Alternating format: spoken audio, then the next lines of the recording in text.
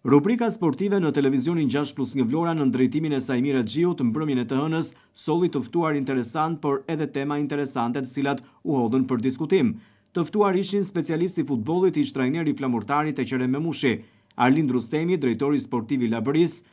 Edia Galliu, sportdashës, si dhe Vangjela Luci, opinionisti përhershëm i rubrikës sportive, ndërsa në lidhje Skype Polizoj Arbri, ish futbollisti flamurtarit. Në pjesën e parë dhe në nisje të bisedës u përqendrua gjithçka tek kombëtarja shqiptare e futbollit, tek prova e saj e parë e cila u dha me Anglinë, por edhe për ndeshjet e tjera, si dhe për ëndra botërore kombëtares tonë.